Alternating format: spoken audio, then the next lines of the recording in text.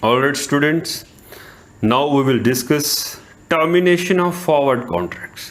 यानी forward contracts की termination कैसे हो सकती है, क्या सिनेरियोज हो सकते हैं, क्या पॉसिबिलिटीज़ हो सकती हैं। क्योंकि हमने डिस्कस किया था जब हम टाइप्स ऑफ डेरिवेटिव्स पढ़ रहे थे कि फॉरवर्ड कॉन्ट्रैक्ट्स के अंदर डिफ़ॉल्ट रिस्क मौजूद है, इसके अंदर आप सिक्योर नहीं होते क्योंकि दोनों पार्टीज़ का आपस में कॉन्ट्रैक्ट होता है, कोई थर्ड पार्टी इसके अंदर इन्वॉल्व नहीं होती। जैसे कि फ्यूचर कॉन्ट्रैक्ट्स के अंदर एक्सचेंज इन्वॉल्व होती है तो वो आपको सिक्योर कर देती है, लेकिन यहाँ पर डिफ़ॉल्ट रिस्क मौजूद होता है।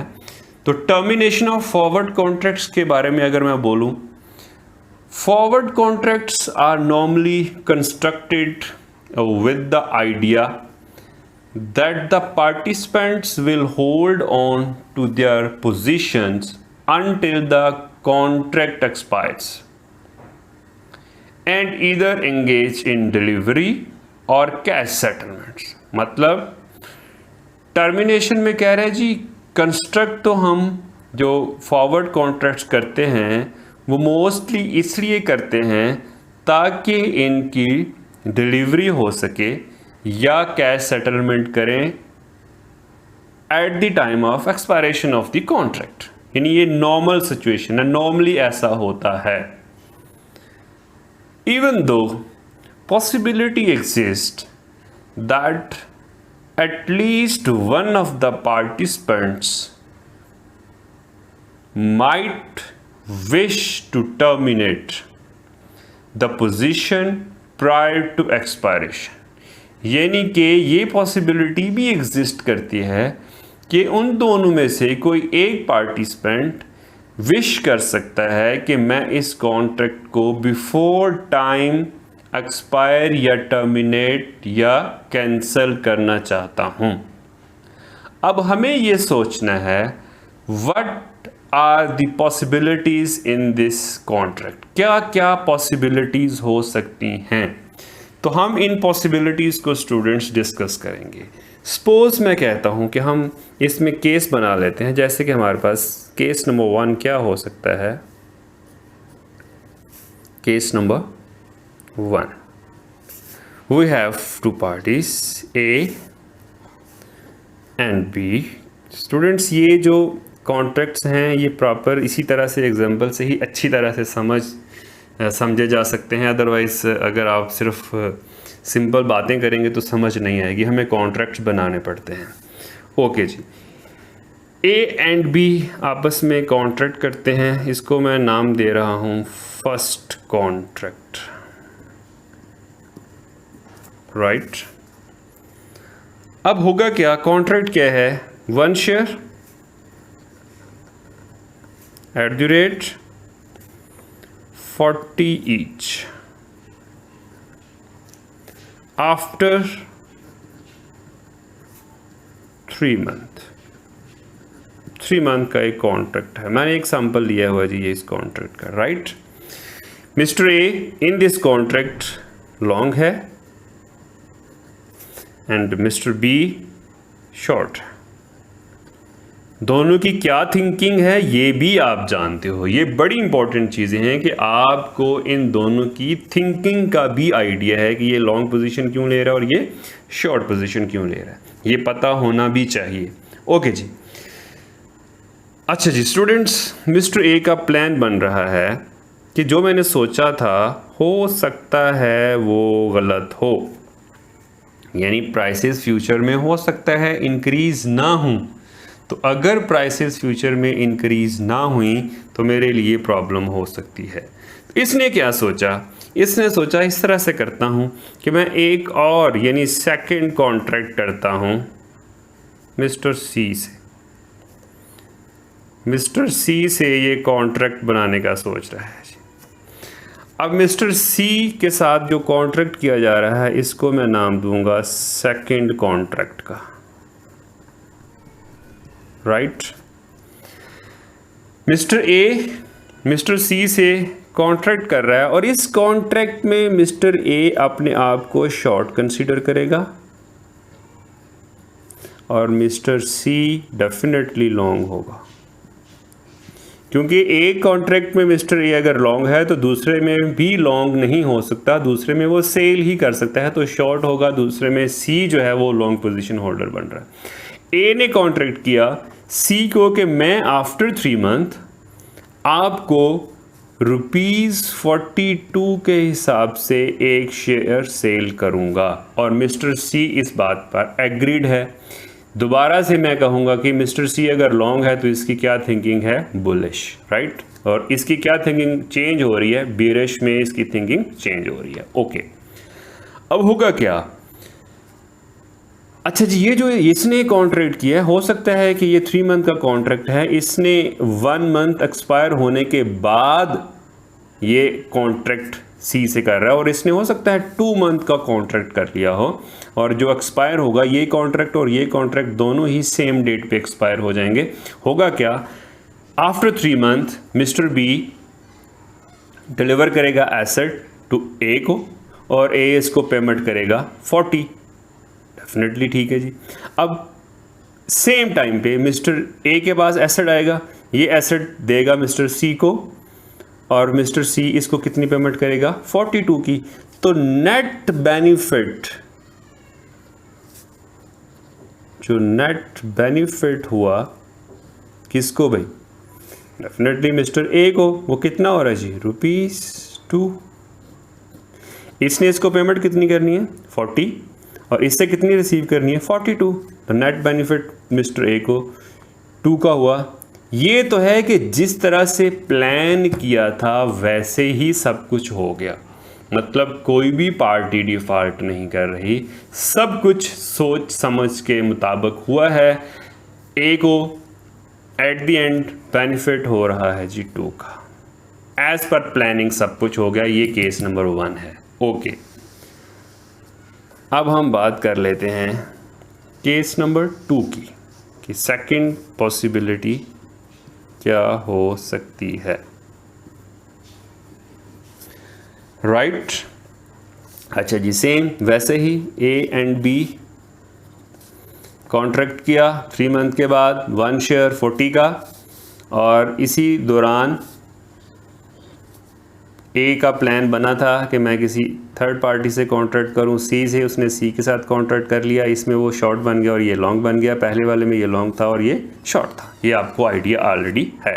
ओके, अच्छा जी, हो सकता है कि जब कॉन्ट्रैक्ट एक्सपायर हो या उससे पहले ही मिस्टर बी का प्लान चेंज हो रहा है। मिस्टर बी कहता है जी मैं ये कॉन्ट्रैक्ट फुलफिल नहीं करने जा रहा, मैं इस कॉन्ट्रैक्ट में मज़ीद इसको कंटिन्यू नहीं कर सकता, तो आफ्टर 3 मंथ मैं आपको एसेट नहीं दूंगा और ना ही आप मुझे कोई पेमेंट देंगे। मिस्टर बी किसी भी वजह से इस कॉन्ट्रैक्ट से इनकार अगर कर देता है, डिफ़ॉल्ट हो जाता है, उसके पास जो शेयर उसने इसको देना था, हो सकता है कि उसके पास वो शेयर्स अरेंज ना हों, कोई भी रीज़न हो सकती है मिस्टर बी के डिफ़ॉल्ट होने की। अब मिस्टर बी डिफ़ॉल्ट हुआ, अब होगा क्या, मिस्टर ए इसके साथ भी कॉन्ट्रैक्ट कर बैठा है, तो इस कंडीशन में मिस्टर ए को किसी भी तरह से एसेट अरेंज करना होगा। हो सकता है किसी और पार्टी से एसेट अरेंज करना पड़े और उस एसेट को अरेंज करके मिस्टर सी को वो एसेट देगा, 42 के हिसाब से उसकी पेमेंट रिसीव करेगा। लेकिन इस सूरत में मिस्टर ए को नुकसान हो सकता है कि इसको जो एसेट कहीं और से ले वो 42 से ज़्यादा का मिले या 42 से कम का मिले, दोनों कंडीशन, दोनों सिचुएशंस हो सकती हैं। लेकिन मिस्टर ए अगर इस कॉन्ट्रैक्ट को फुलफ़िल करना चाहता है, अपना मार्केट में अपनी पोजीशन बेहतर करना चाहता है कि मैं कॉन्ट्रैक्ट में डिफ़ॉल्ट नहीं होता, तो क्या करेगा, वो सी के साथ कॉन्ट्रैक्ट करेगा, इसको फुलफ़िल करेगा, किसी और से एसेट लेगा और इसको ज़रूर वो एसेट डिलीवर करेगा और उसे पेमेंट रिसीव करेगा। ये तो है कि अगर आप मार्केट में अपनी पोजीशन बेहतर करना चाहते हैं। ये केस नंबर 2 है जी, इसमें हमने बी को कहा कि ये डिफ़ॉल्ट हो सकता है। ओके जी, अब हम बात कर सकते हैं केस नंबर 3 की। केस नंबर 3 में स्टूडेंट्स क्या पॉसिबल हो सकता है, केस नंबर 3।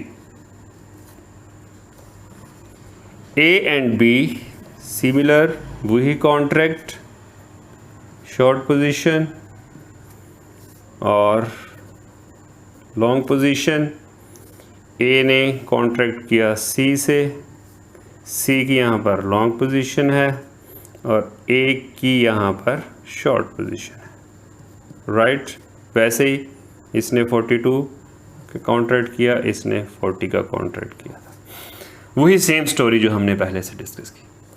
ओके, अब यहाँ पर प्रॉब्लम ये हो गई है कि हम कह रहे हैं जी डिफ़ॉल्ट कर रहा है मिस्टर सी। मिस्टर सी इन्फॉर्म कर रहा है मिस्टर ए को कि मैं आफ्टर 3 मंथ आपके साथ ये कॉन्ट्रैक्ट नहीं कर रहा, मैं आपको ये पेमेंट नहीं करूँगा, आप मुझे एसेट भी डिलीवर नहीं करेंगे। इसकी रीज़न कुछ भी हो सकती है, इसके पास पेमेंट अरेंज नहीं होने के चांसेस नहीं बन रहे, कुछ भी रीज़न से ये बंदा, ये पार्टी डिफ़ॉल्ट कर रही है। अब क्या होगा? अब मिस्टर ए और मिस्टर बी अगर आपस में कॉन्ट्रैक्ट कंटिन्यू रखते हैं तो क्या होगा? अगर तो प्राइस बढ़ गई तो इसको फ़ायदा होगा, अगर प्राइस कम हो गई तो इसको फ़ायदा होगा। यानी यहाँ पर ये जो मिस्टर ए, इसके साथ इसने जो कॉन्ट्रैक्ट किया था उसका तो कोई बेनिफिट नहीं हुआ। जिस चीज़ को वो रिस्क को मैनेज करना चाह रहा था सी के साथ कॉन्ट्रैक्ट करके, वो रिस्क मैनेज नहीं हुआ। एक प्रॉब्लम आ गई, प्राइस बढ़ गई तो फ़ायदा, प्राइस कम हो गई तो नुकसान। ये ए के लिए एक प्रॉब्लम है जी, ये ए के लिए एक एक्सपोजर है, एक रिस्क है जो इसके सामने, जो इसको फेस करना पड़ रहा है। जबकि पार्टी कौन सी? सी पार्टी डिफ़ॉल्ट करेगी। अब ये जो सिचुएशन बन रही है, कम भी हो सकती है प्राइस, ज़्यादा भी हो सकती है, ये एक सिचुएशन बन गई है। ये एक सोचने वाली चीज़ है, किसके लिए जी? मिस्टर ए के लिए।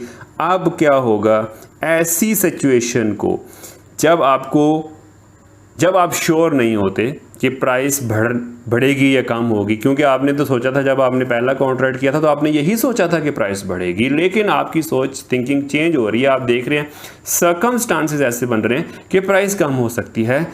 ऐसी सिचुएशन ने एक चीज़ क्रिएट कर दी है, एक रिस्क क्रिएट कर दिया है। ऐसे रिस्क को बोलते हैं credit risk.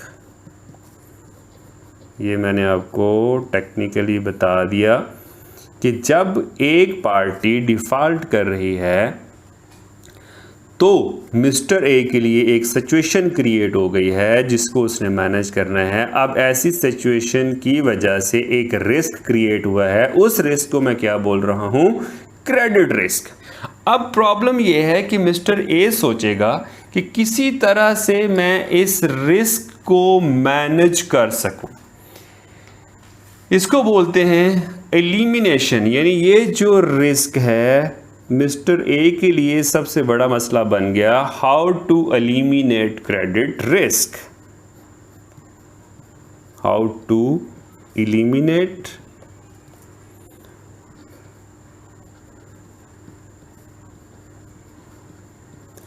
Credit risk.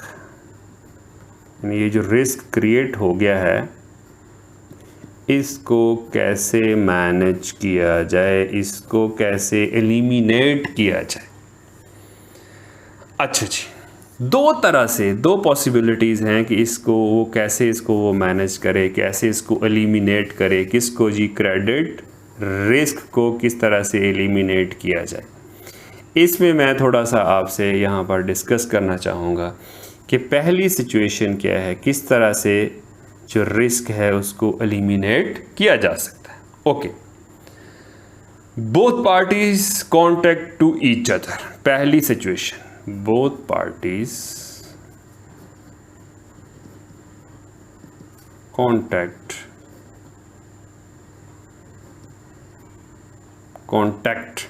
To each other.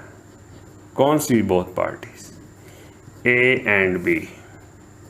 सी तो डिफ़ॉल्ट कर गया ना। ए एंड बी दोनों आपस में कॉन्ट्रैक्ट करेंगे कि हम म्यूचुअली अंडरस्टैंडिंग से अपना ये कॉन्ट्रैक्ट टर्मिनेट कर देते हैं। यानी हमें ज़्यादा देर इसको 3 मंथ तक सोचने की ज़रूरत नहीं है, प्राइस बढ़ेगी कम होगी, हमारे लिए क्रेडिट रिस्क बना हुआ है। हम इस तरह से करते हैं कि भाई हम दोनों आपस में म्यूचुअल अंडरस्टैंडिंग से ये कॉन्ट्रैक्ट टर्मिनेट कर देते हैं।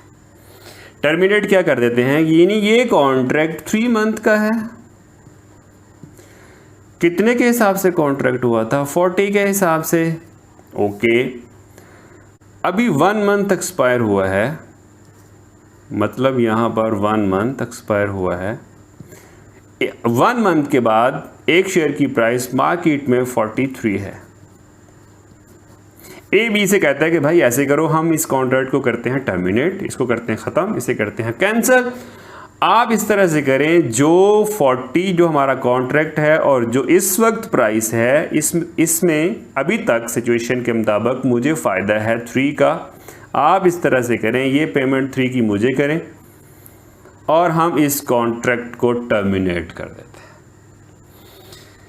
बी हो सकता है इसके साथ एग्री करे, हो सकता है ना करे। अगर एग्री करेगा तो ये 3 की पेमेंट इसको करेगा और ये 3 की पेमेंट रिसीव करेगा और ये कॉन्ट्रैक्ट टर्मिनेट हो जाएगा। सिंपल सी बात है जी, ठीक है जी। इस तरह से आप कह सकते हैं कि बिफोर एक्सपायरेशन, एक्सपायरी डेट से पहले ही आप अपना कॉन्ट्रैक्ट टर्मिनेट कर रहे हो, क्योंकि आप अपना क्रेडिट रिस्क एलिमिनेट करना चाहते हैं। ये इस कंडीशन में बात हो रही है जब ये दोनों पार्टीज एग्रीड हूँ।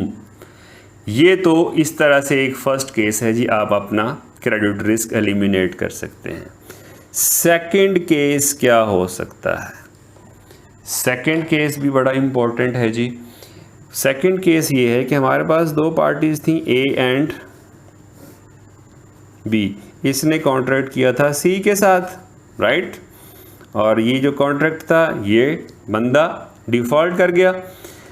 इसी दौरान ये भी पॉसिबिलिटी हो सकती है कि मिस्टर ए कोई ऐसी पार्टी तलाश करे, may be that will be mister D को तलाश करे कि आपका, क्योंकि इसके साथ तो कॉन्ट्रैक्ट कैंसिल हो गया है, ये बंदा डिफ़ॉल्ट कर जाएगा, इसका मतलब है इसके साथ तो कॉन्ट्रैक्ट हुआ कैंसिल। मिस्टर डी एक नई पार्टी तलाश कर ली है जो कि 42 के हिसाब से इसको पेमेंट करने के लिए एग्रीड है। Make contract to another counter party. Second case क्या बन गया, make contract to another counter party. मतलब आप एक और पार्टी के साथ कॉन्ट्रैक्ट कर लेते हो ताकि आप अपने रिस्क को एलिमिनेट कर सकें। एलिमिनेट करने का मतलब है कि उसको मैनेज कर सकें। तो फर्स्ट सिनेरियो ये था कि दोनों पार्टीज आपस में ही उसको कैंसिल कर लें, और सेकंड सिनेरियो ये है कि इसने तो कैंसिल कर दिया, ये तो डिफ़ॉल्ट हुआ, तो आप कोई और पार्टी तलाश कर लें जो आपको 42 के हिसाब से पेमेंट कर देगी आफ्टर 3 मंथ। तो इस तरह से भी आप अपना रिस्क एलिमिनेट कर सकते हैं, और जो कॉन्ट्रैक्ट यहाँ पर टर्मिनेट हुआ उसको आप इस तरीके से मैनेज कर सकते हैं। तो स्टूडेंट्स, ये था कुछ डिस्कशन थी about the termination of forward contracts. इस तरह से ये सिनेरियोज हो सकते हैं, ये इस तरह की डिस्कशन आ सकती है regarding the termination of forward contracts. Hope you understand my points. Thank you.